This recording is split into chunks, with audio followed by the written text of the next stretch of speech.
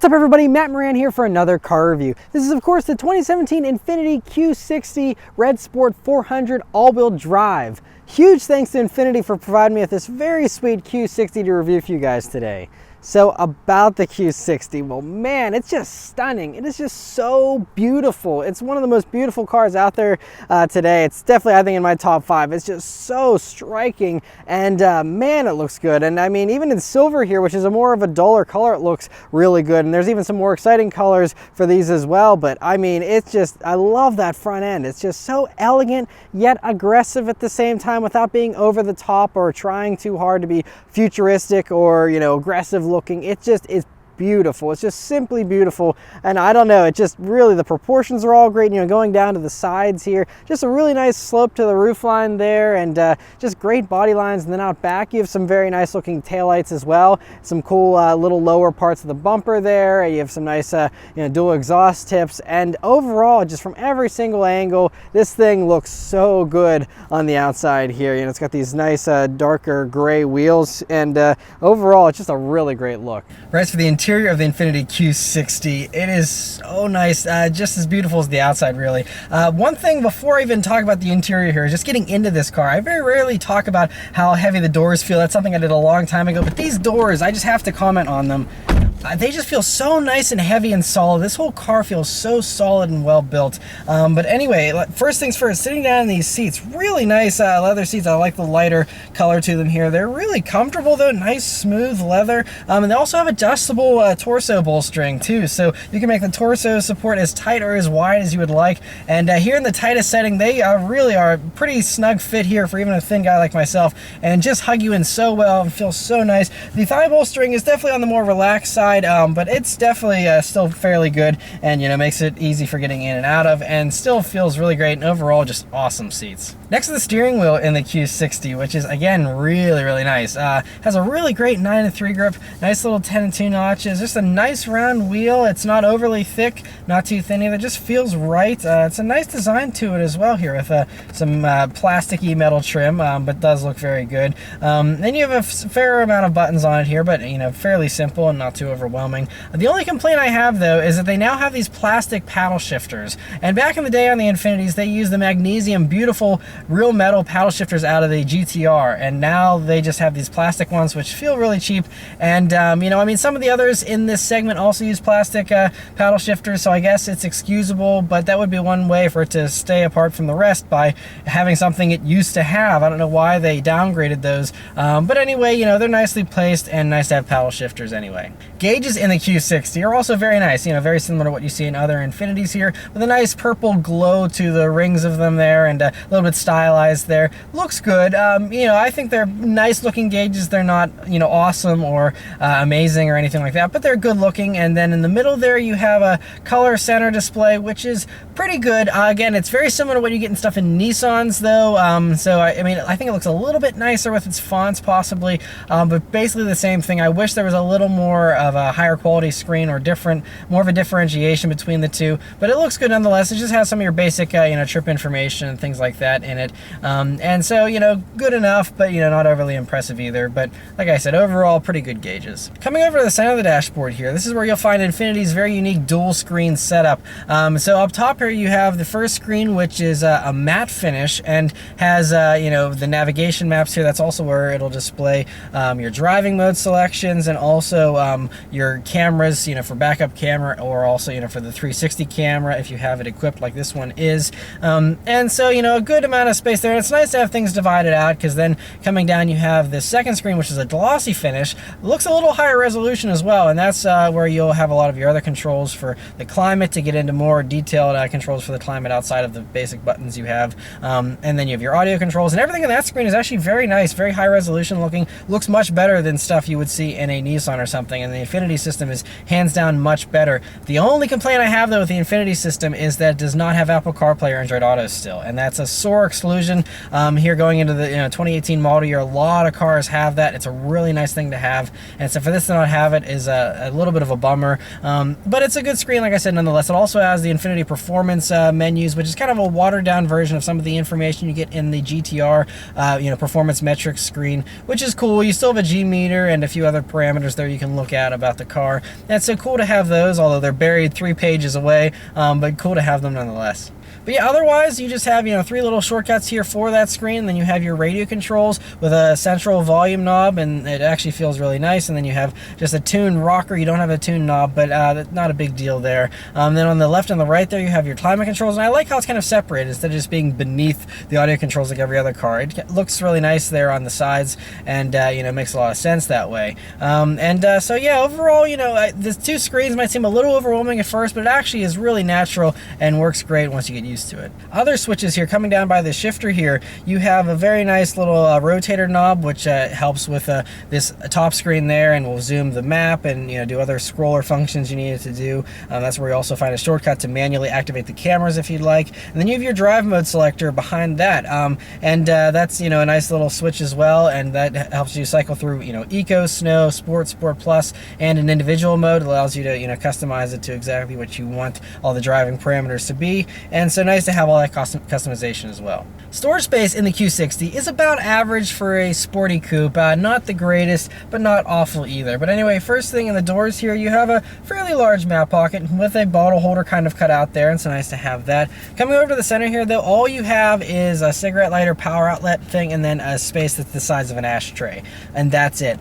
So very small. You can hardly fit anything in there outside of the key or something like that. But then coming back, you have 2 cup holders, which are a good size, and then you have the center armrest, which is really nicely placed. I find myself resting my elbow on it a lot so far, just in the few miles I've driven, and it's nice and soft, just great for resting your elbow on. You open that up, and then you have this center console, which is not the deepest, but has a good amount of space in there. You can see I easily fit my sunglasses in there. You have a power outlet, you have 2 USB jacks, an SD card slot for your map, and then you have an auxiliary jack and an AV video input there, which is a strange inclusion, but okay. But anyway, nice to have the hookups there for the USB and the auxiliary, and have that all right in there is great.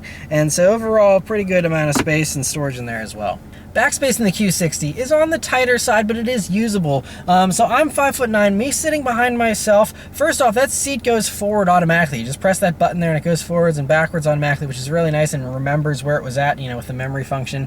But anyway, once I'm back there, I have about 1 inch of legroom to spare, so, my knees aren't digging into the back of the seat, even, being 5'9". But headroom is where it's tight, and that's part of the cost of having, this beautiful sloping roofline. But my head is basically resting against that glass there. Now, if you were to hunch forward a little bit, you'd have a little more room there, but headroom is a little bit tight, and so it is a usable back seat though. There's 2 cup holders and another little storage space back there, so it's good that it is usable and it's easy to get in and out of. But I wouldn't use it for anyone that's much larger than 5'9". But another thing, while we're talking about headroom, is even up front here with this moonroof for the front passengers, it's a little tight as well, and tighter than I think even some other coupes. And I have the seat up a little bit here, but even with the seat all the way down, again, me being 5'9", I maybe have 2 or 3 inches to spare there. But if you're a taller person, I would definitely suggest sitting in one of these first before buying one, because it might be a little tight. I don't know, you might be able to get it without the moonroof, and that'll give you some more headroom there, but just something that's worth noting as well. Trunk space in the Q60 is, again, about average for this segment here. Not the greatest. It's a little bit on the small side, and it has an odd slope towards the back where it slopes upward, so that kind of cuts in on your space a little bit as well, although the rear seats do fold flat, and then you can pass through some stuff there if you'd like, although it's not a super wide opening, but again, good to have that functionality nonetheless. But it's a good amount of space there. You could still probably squeeze 2 suitcases in there without too much trouble, like I said, you always have that back seat to put more stuff if you'd like, and so overall, it's good enough for a weekend trip or something like that, but not a ton of space like most coupes. Before we get going though, one last thing I want to mention is just all the nice materials in here. You have some nice nice soft leather here by the transmission tunnel, so even if your knee rests against it, it's nice and soft. The door is nice and soft with soft leather everywhere. I mean, you have this beautiful silver optic trim that looks really good. Silver optic fiber, I think is what they call it to be exact. But you have metal door pulls, and I mean, you have these Bose Performance Series speakers that are nice metal speakers that look and feel great, and just everything in here just feels really nice and premium, and definitely feels well worth the price tag for sure. All right, so start up and go for a drive. The Infiniti just has the basic Infiniti key here. It's also shared with Nissan's, but it's a nice key with metal buttons still, so can't complain too much. Anyway, you just leave this key in your pocket because it's keyless entry and push button start. So you just hit the start button, and it starts right up. All right, so setting off in the 2017 Infiniti Q60 Red Sport 400 all-wheel drive. So the first thing you notice is the visibility is great in this for a coupe. You know, a lot of coupes, you know, you're sitting really low inside of it and it's hard to see out of sometimes a little bit. This one, it's not at all. I mean, you have a very nice size windshield with a hood that drops down nicely so you hardly even see it. View out of the sides is great, you know, with these large side windows and B-pillars that are way far back there. And of course, this one is equipped with the blind spot monitoring, so you don't have to worry about blind spots that much anyway. And then you have a nice view out of the back there. It's a little bit slim, but overall, it's really, you know, quite easy to see out of, considering this car is so small. And so overall, it's very easy to drive as far as visibility goes. And of course, you have all the safety tech and the backup cameras and 360 cameras. So if you have trouble for whatever reason with parking one of these or something, you know, those will be there to help you out as well. But as we're setting out here, the first thing you notice, now this one has the direct adaptive steer system, which is an Infiniti exclusive thing here, where it's a steer by wire. So although there is a backup rod to connect the steering wheel to the wheels in case the system fails, this is currently, when I steer the wheel, it is just a computer that's being told what to do, and then it is forwarding the information onto the front wheels, which have electric motors to steer them. So because of that, I mean, it has a tiny bit of feel that they've tried to simulate, but it is fairly numb. It's a little overly light too, even, you know, for you know, a wheel that, you know, even in comfort mode, it's a little too light, and when you put it into the sport modes, it's still a little too light. And so I'll, you know, experience that a little bit more, you know, once we go out onto a back road here. But you know, just that's one of the things, if you're test driving one of these things, you'll notice right off the bat is how light that steering is. But another thing to mention while we're in comfort mode and we're kind of cruising at a little bit of a higher speed now on a main road is the ride is so smooth and comfortable and refined in this. And because that steering is isolated a little bit more, it just, everything feels really just serene in here, and it's just amazing how smooth the ride is. I was really impressed. I've only driven this thing 20 miles so far, but in the 20 miles I've driven it, it is just so impressively smooth. And it's really surprising to me. I didn't think it would be this smooth, because I remember the Q60, or the Q50, I mean, that I had last year, the Red Sport 400, didn't seem quite as smooth. And this actually is really luxurious, well worthy of, you know, the luxury car segment, and I think it actually rides better than some of the other luxury vehicles and luxury coupes out there. Another thing I really like is, especially at low speeds with the windows down, you can actually hear the exhaust. It has a nice little V6 burble to it, and it's really refreshing, because a lot of the cars, again, in the luxury segment, they really isolate you from that. And this, even, you know, with the standard exhaust, you get a nice little, you know, burble to let you know, hey, this is actually powered by gasoline. That's nice. And so it's good. It's good to have that. And you can actually get from the dealership a sports exhaust system. You can have them installed too, which will give you even more sound if you'd like. Although an active or, you know, switchable system would be ideal and be the best, and that's not available here, I don't think. But still, like I said, for a standard exhaust, this sounds pretty good even at low speeds. Alrighty, so let's turn on to this back road here. We'll put it into Sport Plus mode, and here we go. Wait, there, now I figured out I want to go fast. And then it flies. It's deceptively fast how quick this thing gets up to speed.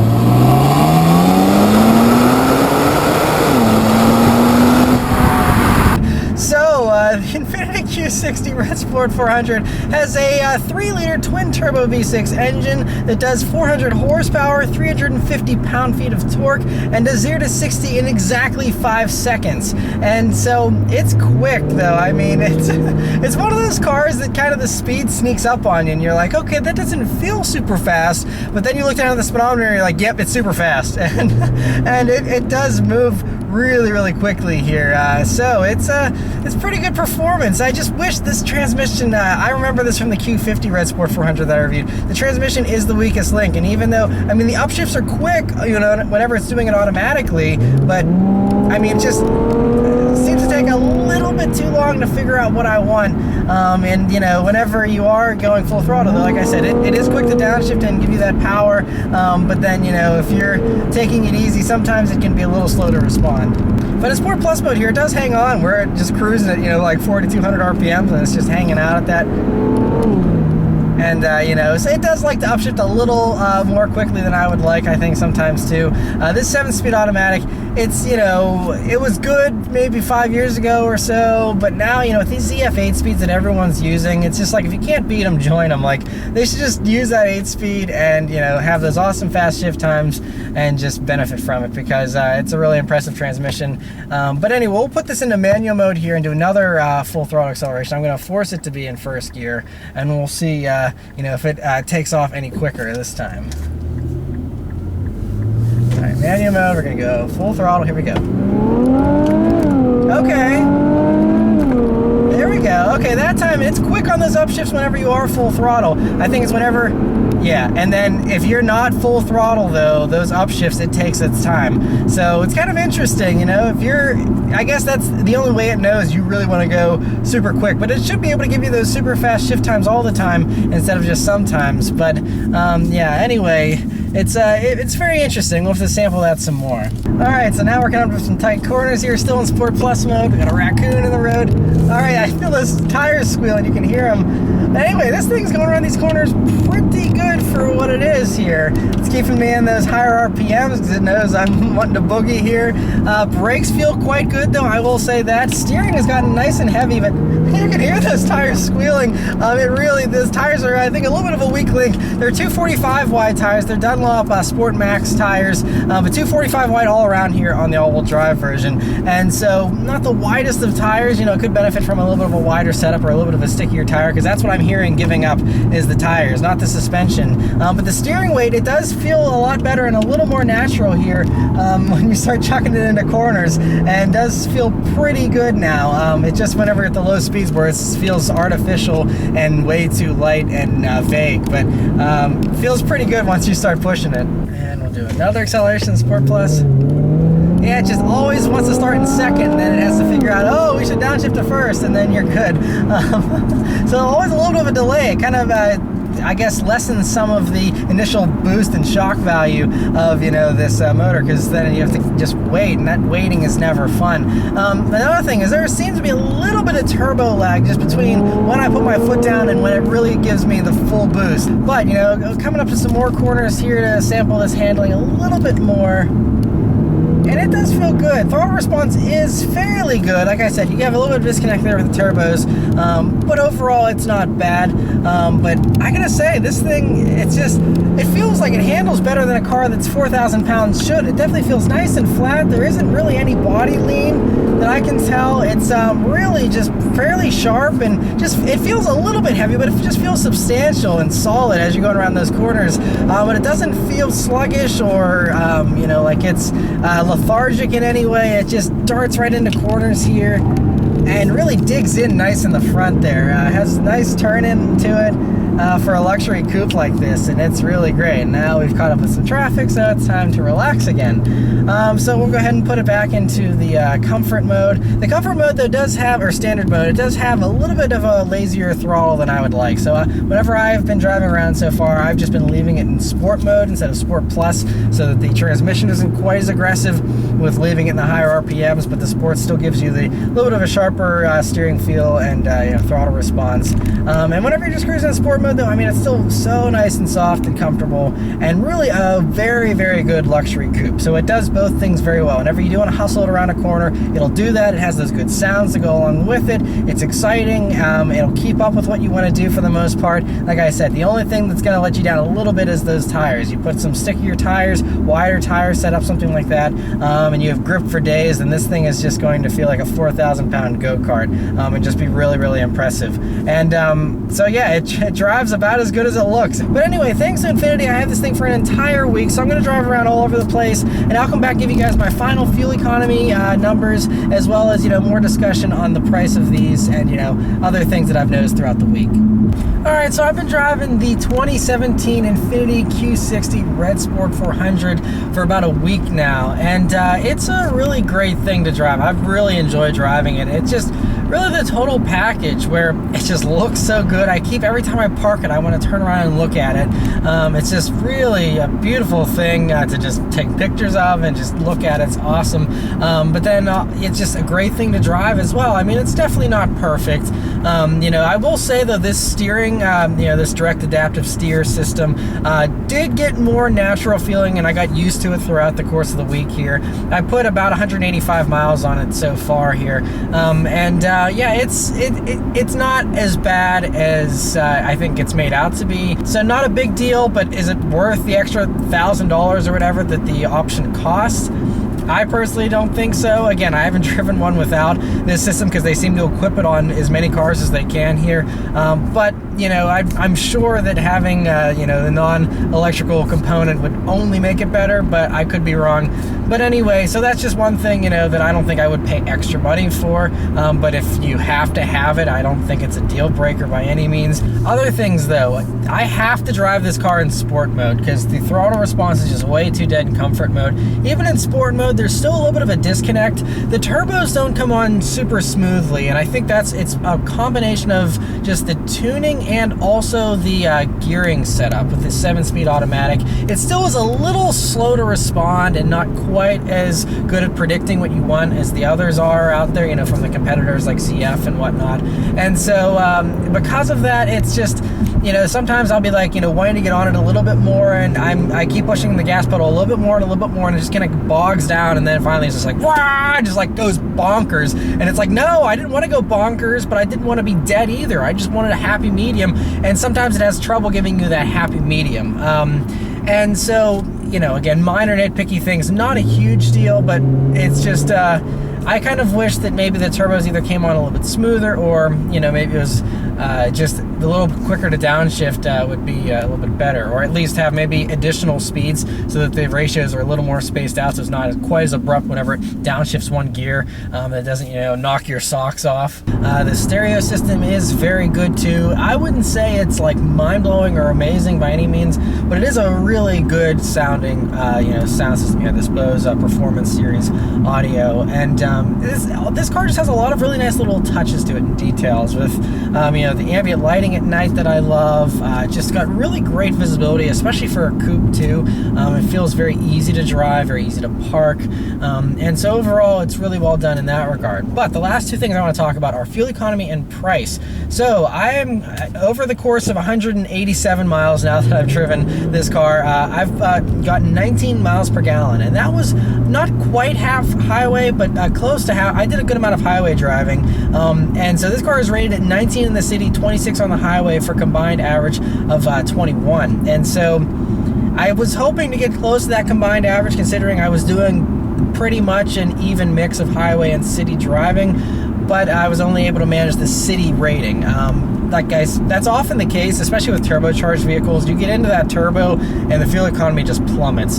So it's only really going to achieve those numbers if you really, are light with your throttle applications and whatnot. But you get those turbos going, and you want to take off from a red light and stuff like that, and it has trouble even getting the city MPG. But I mean, 19 miles per gallon still is not bad, for daily driving. A 400 horsepower twin turbo V6 luxury coupe, that weighs 4,000 pounds or whatever. It's really not bad, honestly, and right in line with a lot of the other stuff around this horsepower level, and maybe even slightly higher. The last thing is the price here of the Q60 Red Sport 400. Now this one I'm driving as tested is right around $61,000. That's with the all-wheel drive system, by the way, which was really great. But that also, so it has the direct adaptive steer, which is like $1,000. There's two different safety packages and technology packages that combined are about $4,000 $1,000 total for the two packages. And I mean, one's nice, guys, blind spot monitoring and stuff, and then the other one has the full autonomous stuff with the automatic braking, lane keep assist, and all that kind of stuff. So depending on how much of that assistance stuff you want, you know, will dictate, you know, how expensive your Q60 gets.